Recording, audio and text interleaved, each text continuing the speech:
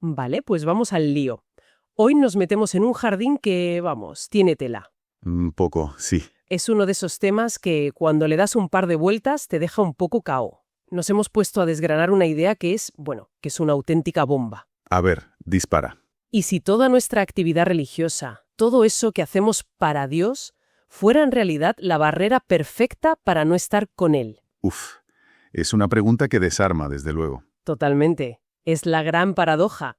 O sea, te puedes pasar la vida corriendo de un sitio para otro con una agenda espiritual que ni un ministro. Ya. Y sentir por dentro un vacío del tamaño del Bernabéu. La misión de hoy es precisamente esa, destripar esta idea, entender por qué nos pasa y sobre todo ver qué narices define una vida espiritual de verdad, más allá del postureo. Claro, la diferencia entre el hacer y el ser. Ahí está. Y es que es un tema que está a la orden del día. Vivimos en la cultura de la productividad, del resultado visible, vamos. De medirlo todo. Exacto. Y ese chip se nos cuela en la fe sin darnos ni cuenta.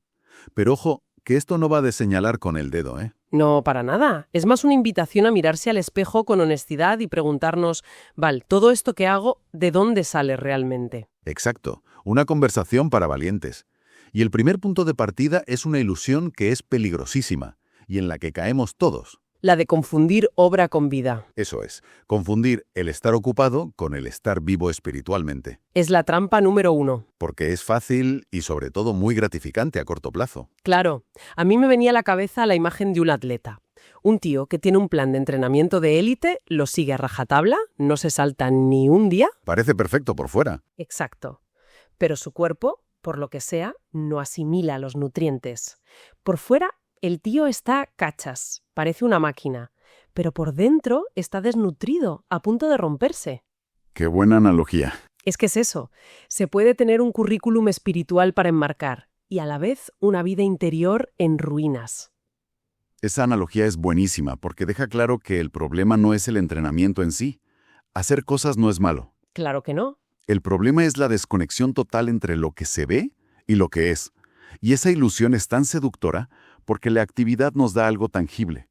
Nos da la palmadita en la espalda, el reconocimiento. El check en la lista de tareas. Eso es. Es mucho más fácil contar las reuniones a las que has ido que medir, yo qué sé, tu nivel de paz interior o de humildad. Hay frases que lo clavan, como esa de puedes tener el lenguaje correcto y el corazón intacto. Saber soltar la jerga, sonar súper espiritual. Pero que por dentro no se mueva nada, nada.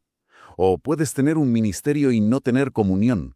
Y la que más me impactó, puedes tener una plataforma y no tener santidad. Uf. Y todo esto me llevó a una pregunta que creo que lo cambia todo. No se trata solo de ¿qué he hecho yo?, sino de ¿qué está haciendo Dios en mí mientras yo hago todo eso? Sí. Y fíjate qué pasada de pregunta. Desplaza el foco por completo. Totalmente. Ya no va de producción, va de transformación. Como decíamos, el servicio, la enseñanza, todo eso es genial. La cuestión es el manantial del que brota. ¿De dónde sale, sí? ¿Nace de una relación que rebosa, de un amor que no te cabe en el pecho? ¿O nace de la rutina, de la ambición, de la necesidad de que te vean y te aplaudan? Ahí está la clave. Ahí está la diferencia entre algo que tiene vida y un castillo de fuegos artificiales. Mucho ruido, mucha luz, pero se apaga y no queda nada. Esa imagen del manantial me parece clave, porque me conecta con otra distinción que es que es un abismo. La diferencia entre usar el nombre de Jesús y andar con Jesús. Suenan parecido, pero no tienen nada que ver. Nada.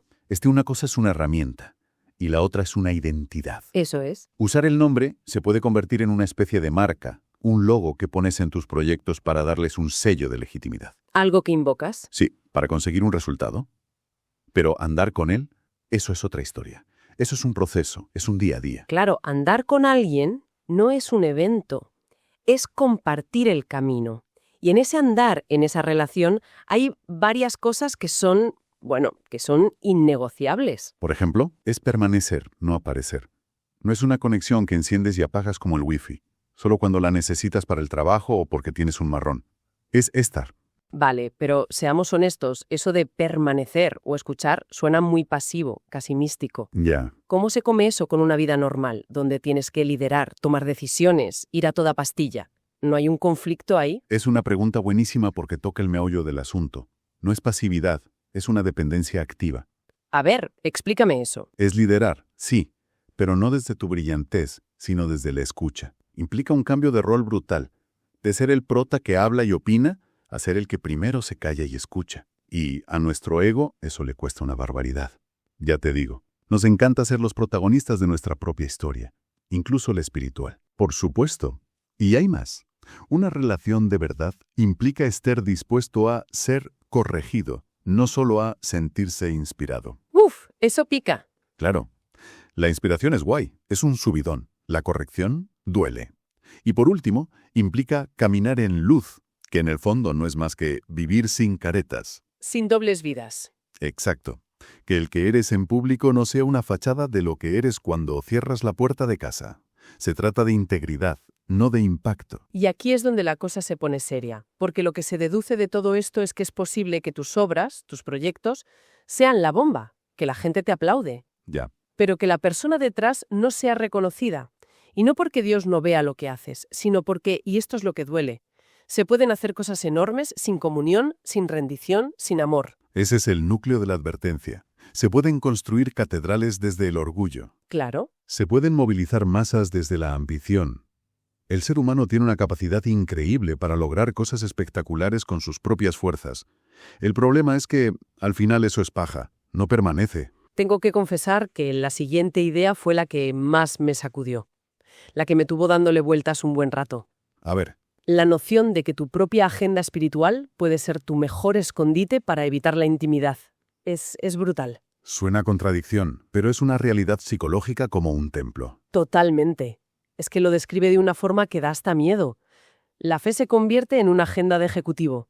Reunión, proyecto, charla, evento. Un no parar. Y en ese torbellino, rezar ya no es estar con alguien, es echar gasolina al coche para seguir corriendo. Leer la Biblia no es para que te cambie, es para sacar material para la próxima charla. La comunidad deja de ser una familia y se convierte en tu escenario. Exacto. El resultado es sutil pero demoledor. El alma aprende a funcionar en modo autosuficiente. Te haces un experto. Un experto en gestionar, en producir, en organizar, sin una dependencia real de Dios. Y es el escondite perfecto, porque ¿quién te va a decir algo? Estás demasiado ocupado para Dios. Queda genial. Claro. Pero es un ruido ensordecedor que ahoga la única voz que de verdad importa. ¿Y cuál sería el contraste? ¿Cómo funciona la verdadera intimidad si no es con ruido y actividad? Pues hace justo lo contrario. La intimidad te desnuda. Te obliga a quitarte el traje de líder espiritual y a mirar de frente tus motivaciones reales. Te pone delante del espejo. Totalmente. La intimidad te llama al arrepentimiento. No te deja esconderte detrás de tus éxitos. Has tenido una semana increíble de ministerio, has petado un evento, Ya. y en la intimidad, en el silencio, lo que te viene a la cabeza es el grito que le pegaste a tu pareja por una tontería. No te deja escapar, vamos. No. Te arrincona contra la verdad cuando no hay aplausos. Se cultiva en secreto. Por eso el ruido religioso y una vida no rendida pueden ser perfectamente compatibles. Qué fuerte. Pero la presencia real de Dios siempre, siempre te empuja hacia la verdad, hacia la humildad, hacia una transformación que empieza por dentro. No hacia más ruido, sino hacia más silencio y más verdad. Esto le da la vuelta a la tortilla, ¿eh? Nos lleva a pensar que el objetivo final de todo esto no es impresionar a nadie, ni a la gente, ni a Dios. Para nada. El objetivo es la transformación. Hay una frase que me pareció tan demoledora como liberadora. Dios no busca gente que le impresione, transforma a gente que se rinde. Es un cambio de paradigma total. Nuestra cultura, y a veces la religiosa también, funciona a base de impresionar. El currículum, los seguidores, los números. El impacto. Y de repente te dicen que la moneda de cambio en esta economía no es tu capacidad, sino tu rendición, tu disposición a soltar el control y dejarte hacer. Y lo más fuerte es que la prueba de esa rendición no está en los milagros ni en los grandes escenarios. No, Está en el día a día, en lo pequeño. ahí está la clave. Y es muy práctico porque nos da pistas muy concretas de dónde mirar. No habla de cosas raras, habla de la vida. Por ejemplo, en cómo hablas cuando crees que nadie importante te escucha. El tono que usas con un camarero, por ejemplo. O en un atasco. O el trato a tu familia en casa cuando se apagan los focos. Eso es un clásico. Exacto. O tu reacción cuando alguien te corrige. ¿Saltas a la defensiva o tienes la humildad de escuchar? O cómo gestionas tu pureza, el dinero, tu tiempo. Esas áreas secretas. Esas áreas secretas que definen quién eres de verdad. Y, para mí, la prueba del algodón, tu capacidad para pedir perdón y para perdonar. Para bajarte del burro.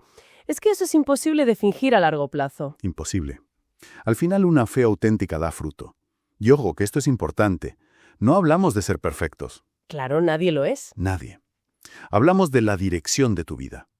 Es una vida que tiende cada vez más a la convicción, al arrepentimiento, a una obediencia que crece, a un amor que se toca. Y no es solo de boquilla. Con todo esto sobre la mesa, es inevitable acabar en un punto de autoexamen. Hay una serie de preguntas que son directas. Un misil a la línea de flotación. Sí, sí. Y se advierte de que no son para hundirse en la culpa, sino para buscar la claridad. Una distinción vital. No es para machacarse, es para despertarse. Totalmente.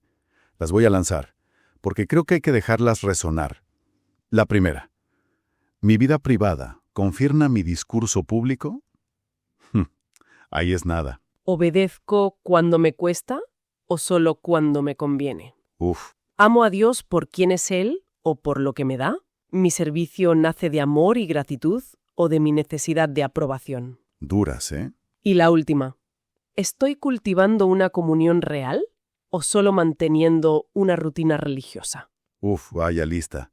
No sé a quién me está escuchando, pero a mí me han dado en el clavo en un par de ellas. A todos, yo creo. Son preguntas que desarman. No son una checklist para ser el cristiano perfecto. Son más bien un detector de humo para salvarte de vivir una fe de cartón piedra. Me gusta esa imagen. Lo curioso es que la propia incomodidad que generan es buena señal. Significa que hay un deseo de verdad, de que lo de dentro y lo de fuera se parezcan. Claro. El verdadero peligro no es que estas preguntas te incomoden. El peligro es que te den absolutamente igual. Estoy de acuerdo, ¿no? Entonces, si esa inquietud es una buena señal, ¿cuál es el siguiente paso? Porque la primera tentación es pensar, vale, pues ahora tengo que hacer más cosas para arreglar esto. Y esa es precisamente la trampa en la que volvemos a caer. Exacto. Pero la solución que se plantea es justo la contraria. No es hacer más, es volver. Volver a lo esencial. A una oración honesta, sin caretas. Volver a leer la palabra para que te dé un buen revolcón. No solo para usarla como un manual de instrucciones para otros. Volver a la obediencia en lo pequeño, en esas cosas del día a día de las que hablábamos. A confesar. A ser transparente. Volver a amar a Cristo más que el aplauso de la gente. Y sobre todo volver a depender del Espíritu Santo, a reconocer que con nuestras fuerzas no vamos a ningún lado. Me parece fundamental un matiz que se hace al final. Y es que no se trata de ganarse el favor de Dios haciendo todas estas cosas de volver. Ese punto es teológicamente crucial. No es un nuevo sistema de méritos para que Dios esté contento contigo. No es otra lista de tareas. Es todo lo contrario. Se trata de dejar de sustituir la relación por la actuación. Es un acto de realineación. Es como si hubiéramos llenado nuestra vida de sucedáneos, la actividad, la rutina, el reconocimiento. Y volver es simplemente el proceso de quitar toda esa morralla para quedarnos con lo único real y verdadero. Es un ejercicio de honestidad radical, entonces. Totalmente. Y de rendición. Es levantar las manos y decir, he estado tirando de mis propias fuerzas, y así no voy a ninguna parte. Necesito volver a la fuente. Llegando ya al final de la conversación, si tuviéramos que resumirlo todo en una idea, sería que el viaje espiritual no se mide tanto por los kilómetros que haces en actividades, No. sino por la profundidad de la conexión que cultivas por el camino. Que al final lo decisivo no será lo impresionante de tu obra, sino lo real de tu caminar. Y si lo miras con perspectiva, es una idea profundamente contracultural, y yo diría muy liberadora. Sí, ¿verdad? En un mundo obsesionado con medirlo todo, con los resultados, con el rendimiento, esta idea de que lo más valioso es una relación interna y una transformación silenciosa que ocurre en secreto es revolucionaria. Te quita un peso de encima. Nos libera de la tiranía de tener que actuar todo el tiempo y nos invita a la paz de ser, simplemente, auténticos. Sin duda. Y ya para cerrar, me gustaría dejar una pregunta en el aire. Una reflexión que se cae por su propio peso después de todo lo que hemos hablado. Venga, si la conclusión es que no se trata de añadir más cosas a la agenda, sino de cultivar una relación real, la pregunta que queda flotando no es ¿qué más tengo que hacer?, sino quizá todo lo contrario. ¿A qué actividad, a qué rutina o a qué ruido tendría que renunciar para empezar a escuchar de verdad?